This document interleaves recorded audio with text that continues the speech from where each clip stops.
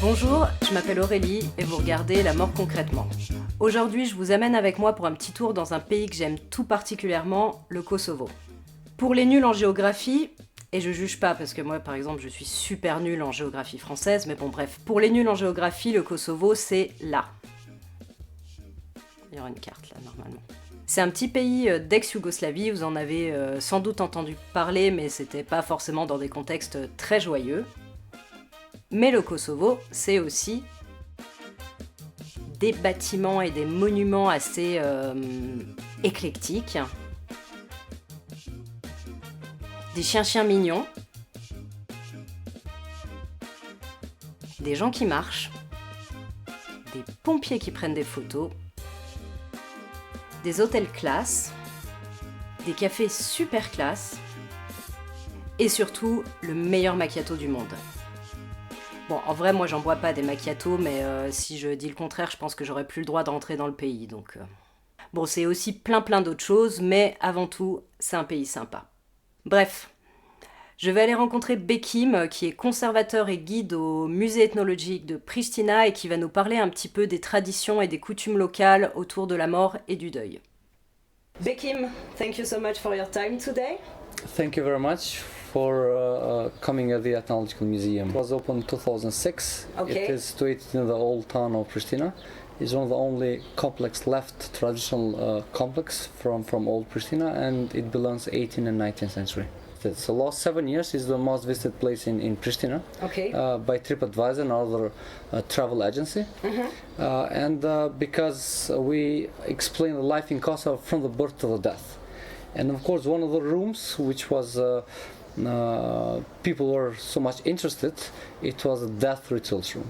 Yeah. When the person would die, we would put in the center of room, Mm-hmm. and if the person would die in the morning, we would bury him afternoon, but maximum we would wait 24 hours. Okay. Even nowadays, because we have a lot of members of family or cousins that live all over Europe, even other parts of the world, so we would wait, but not more than 24 hours. Okay, so that's because really fast. according to Islamic tradition, according to religion, we have to bury the person as fast as we can. Okay. But sometimes we wait 24 hours, but not more than that. Alors, petite interlude, dans l'islam, tout comme d'ailleurs dans le judaïsme, il est de coutume d'enterrer les personnes défuntes le plus rapidement possible après leur décès, donc en général dans les 24 heures. L'origine de cette pratique est assez pragmatique, comme souvent finalement. Enterrer les personnes rapidement après leur décès permet de grandement limiter les risques de contamination et de propagation de maladies. Par contre, en France, il est interdit de procéder à une inhumation, et à une crémation aussi d'ailleurs, moins de 24 heures après le décès. Les inhumations dans les communautés musulmanes et juives en France ont donc lieu le plus rapidement possible après ce délai légal de 24 heures. And then, so that was the first thing that we do. We put the person in the center of room, and then we inform more members of family. Nowadays through the social media. Okay, It's very easy, so they can get very fast information. And then we start also all the preparation.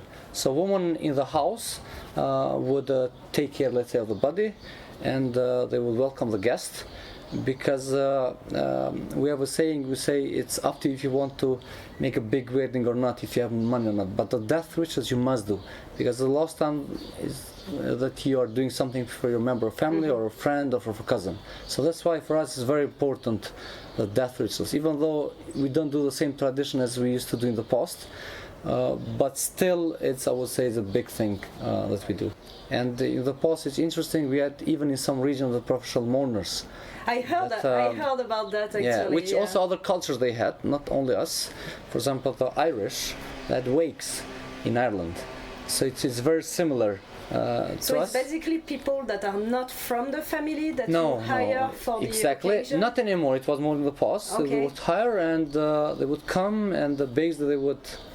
It was part of tradition to respect, but also to make others cry, basically. it's kind of So paradox, but how would they do that? They would speak about. they were the very deceased? professional. I mean, it's you would have just to give them some information about the person and about the family, what his or her occupation was, and they were like actresses basically. So they were very professional, and they would start crying immediately. In the north of Albania, in some part of Kosovo, a long time ago, they used to do a lament, or we call jama. So we say the man, it was not good to cry. Basically, it was like a shame to cry, but they would hit their chest, stretch their face. So they would do all this to feel sorry for the person that died. But this was, I would say, in the beginning of 20th century or the 19th century more. Not anymore, but still maybe we do this in the north of Albania, but only with the words and not with the actions as we do in the past. So after we put the person in the room, there were this woman, they used to cry in the past, and still close family or the family members still they do that. Then the man mainly would do the preparation for next day or afternoon.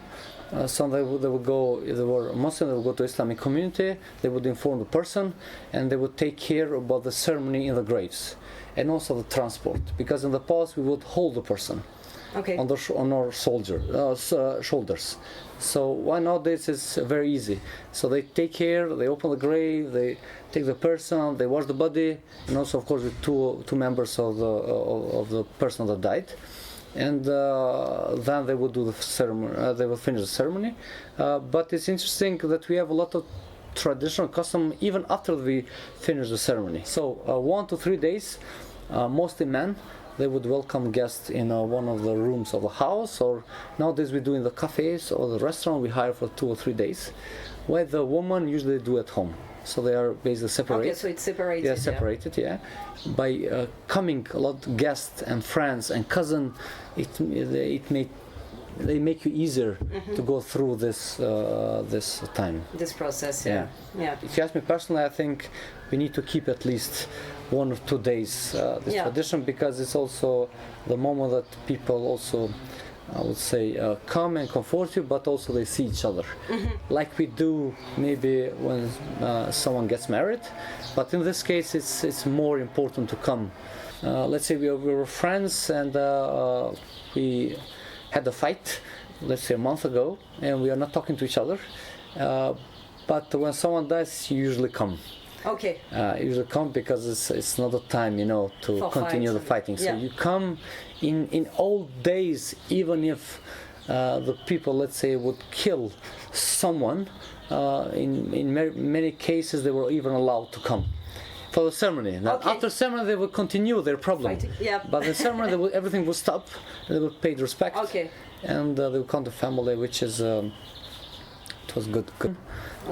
And also we had very interesting tradition, but long time ago we used to put one green apple next to the person that died. A green apple? Because it would symbolize the other life. It's green. It's from paganism. It's much more older than, I would say, the monotheist religion. In the past we used to kind of joke with you as a Western Europe, how they finish the ceremony only one day.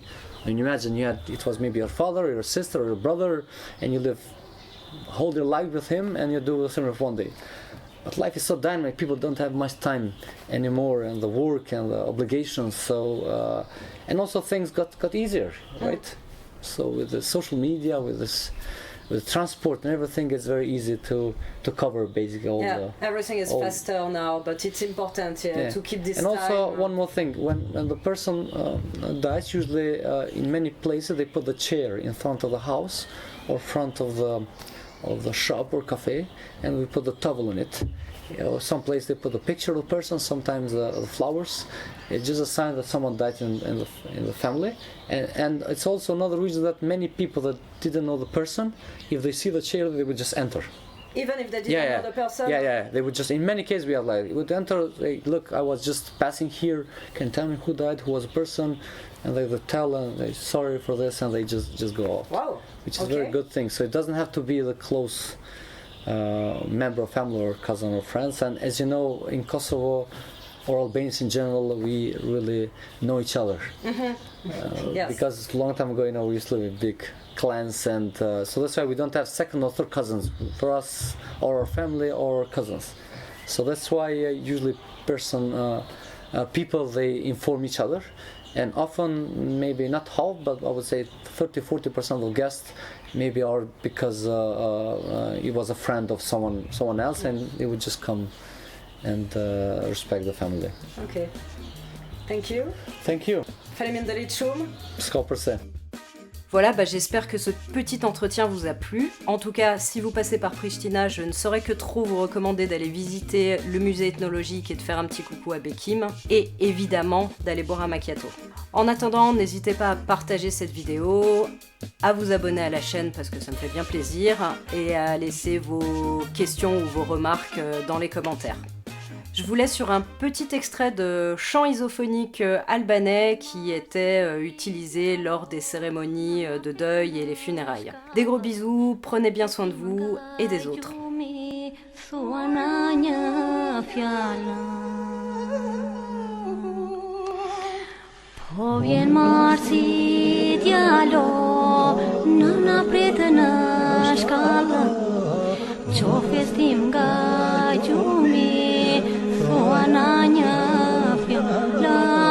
Ti që shkove ike, lëndove babana, gjërna na me